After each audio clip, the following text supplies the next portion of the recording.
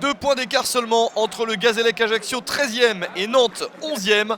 Un Gazélec Ajaccio qui a des problèmes de gardien. Jules Godas est blessé, Clément Maury le titulaire est de retour dans le groupe. Mais il est trop juste, il est sur le banc. C'est donc le tout jeune Paul-André Guérin, 18 ans, qui vit sa première titularisation en Ligue 1 dans le but corse. Autre absent pour le Gazélec, Touré, Martinez et Pujol. Côté nantais, Rémi Rioux n'est pas là, tout comme Mouambé. La première action intéressante est en faveur du Gazélec Ajaccio avec John Chibumbu. Une bonne reprise de la tête, ça passe juste à côté du but nantais. Mauvais contrôle du défenseur et capitaine du Gazélec, Roderick Filippi. Cela donne une possibilité aux Nantais, mais le tir est trop croisé. Nantes reste sur 2-0-0 consécutifs. Il n'y a eu que 2 points pris sur les 4 derniers matchs pour les Canaries, qui subissent énormément. Voilà la meilleure occasion de la première période. Elle est pour le Gazélec Ajaccio.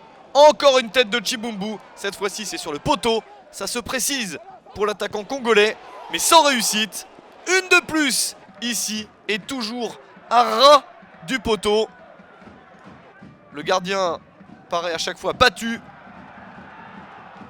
Mais on en reste à 0-0. Attention à cette réaction nantaise avec une frappe à angle très fermé. Ça passe juste devant le but. Ce dernier coup franc de la première période ne donne rien. À la mi-temps, 0-0 entre les deux formations. L'équipe corse a envie d'enchaîner par rapport à ce qu'elle a fait ces dernières semaines. 5 victoires et 1 nul sur les 6 derniers matchs. Thierry Lauré sait que remporter ce match est tout à fait possible, mais il faut se méfier quand même de Nantais revigorés au début de la seconde période. Ils sont beaucoup plus pressants et ce centre leur profite. Emiliano Sala ouvre le score à la 56e minute. Le premier but de la saison pour l'attaquant argentin. Son dernier but date du mois d'avril. Il l'avait marqué avec Caen contre Nantes, son club actuel. Bêtise de Paul-André Guérin pour son premier match comme titulaire en Ligue 1. Sa sortie est manquée. Sala en profite. Et le Gazélec Ajaccio est mené sur son terrain. Mais les Corses réagissent avec notamment cette frappe de David Ducourtiou.